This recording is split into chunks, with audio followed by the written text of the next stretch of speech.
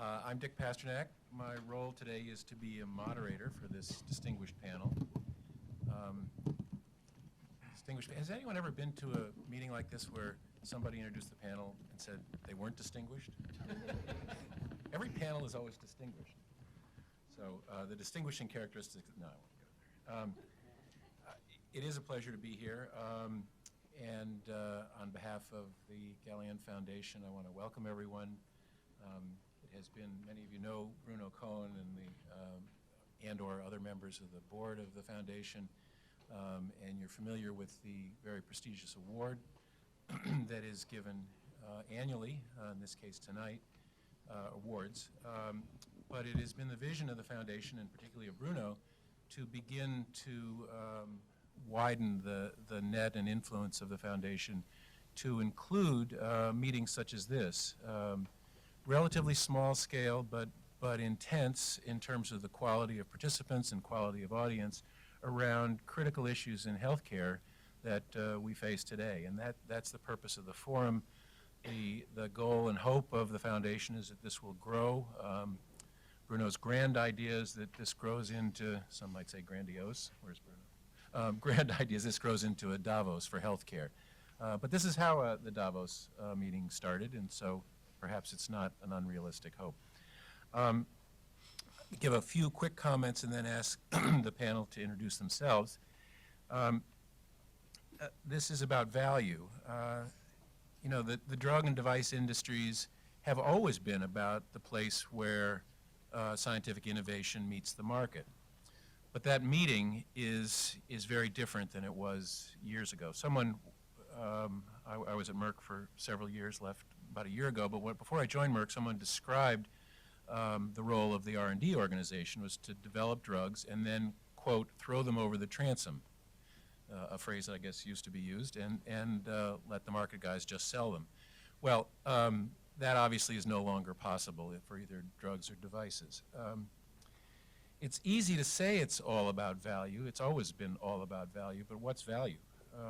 Like beauty in the eyes of the beholder, I suppose.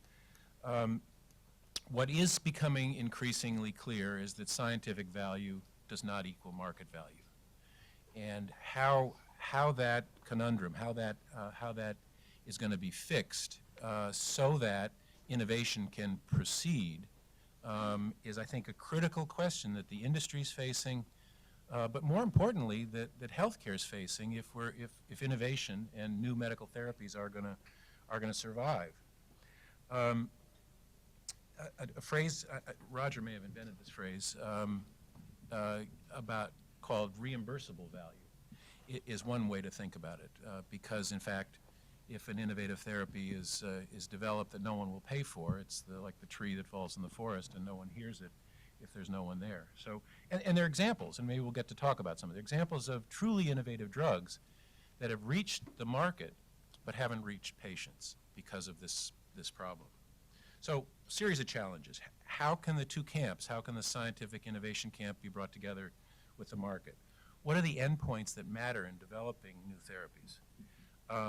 What's going to be the impact of this tension on genuine innovation? Indeed, what's value today? And maybe we'll come back to that. So let me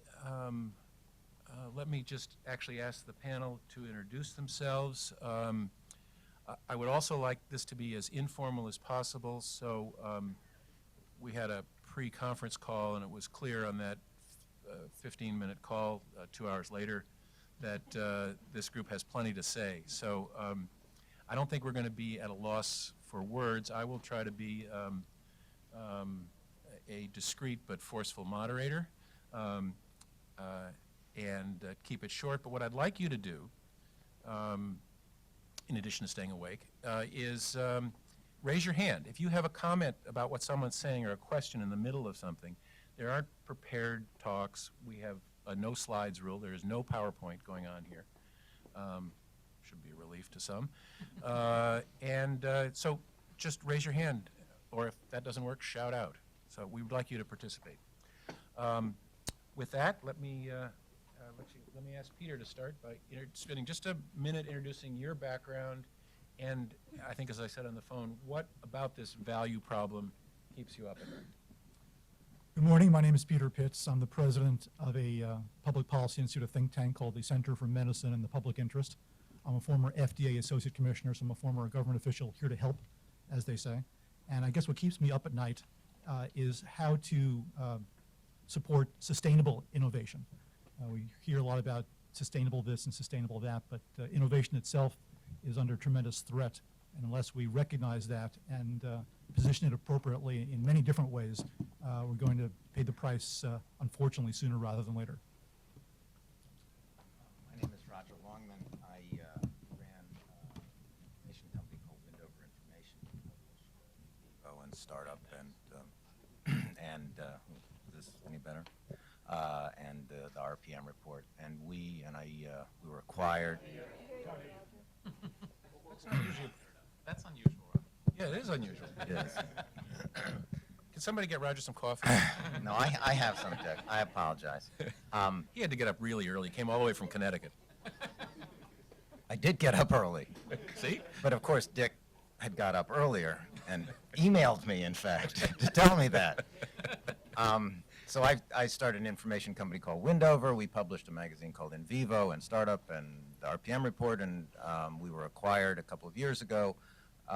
And since then, I started another information company, or with some other people, another information company really focused on the intersection between pharmaceutical device companies and payers, because I do believe that the single most important issue in healthcare right now is how to pay for it, and that the single most important issue, and thus what keeps me up at night, is how product companies are going to figure out how to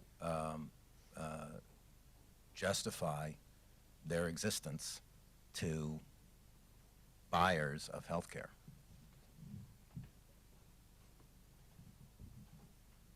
Will they be able to?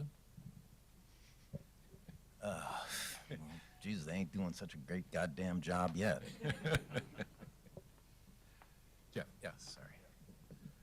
Good morning. My name is Jeff Berkowitz, and I often like to say with a straight face, I'm actually in the photo department at your local Walgreens, because you're probably wondering why is a guy from Walgreens sitting at this table, and I would have thought the same thing about a year ago. I'm actually an attorney by training and worked for a number of years with Proskauer, one of the sponsors I see of the program, and then spent about 13 years at Shearing Plow, ran the managed care organization there for many years, and spent a good part of my life explaining the value of our products to people like Rob and others, and then developed an organization called Global Market Access, where we just realized that the issues around the value of pharmaceuticals and the conversation that was taking place was very similar on a global basis. So we were getting all these calls from South Korea and Australia. How do you talk to managed care organizations in the U.S.?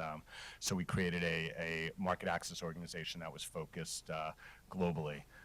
And then went over to Merck in the acquisition of Shearing Plow, spent about a year there creating a global market access organization for the combined entity, and then discovered this opportunity at Walgreens, which is very much in the center. I guess people don't realize why that would be, but Walgreens provides about 1 billion scripts per year. It's the largest employer of pharmacists in the world, about 27,000. And they are at the front lines of the value of pharmaceuticals because they're seeing the patients every day when they come to pick up the products. My name is Barry Gertz. I am presently the head of Global Clinical Development and Regulatory Affairs at Merck. Joined Merck 25 years ago this month in clinical pharmacology. And I've had the good fortune of seeing the drug development in depth from both early stages and late stages of drug development. Most recently, I've begun working with my colleagues in the Human Health and Marketing Organization to examine our portfolio with a lens toward the optimization of our allocation of resources across our set of opportunities. What keeps me up at night, as the question was posed by Dick, I think everybody here knows that drug development is a complex, long, arduous task, particularly if one undertakes a drug or vaccine with a new mechanism of action.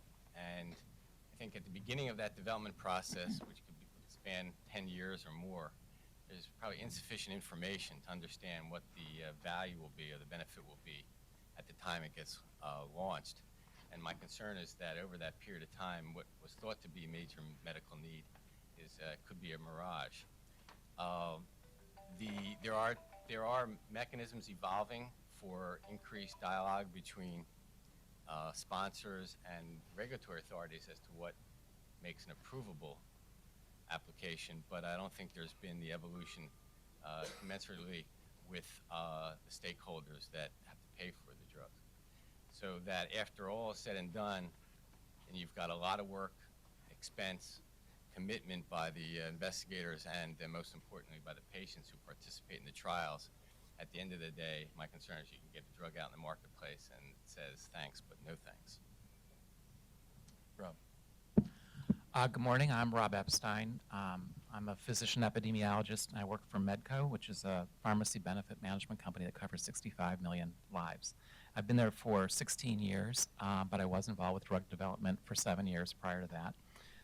And I spent most of my years there as chief medical officer listening to the value conversations with the pharmaceutical industry, and last year I've moved into an R&D position.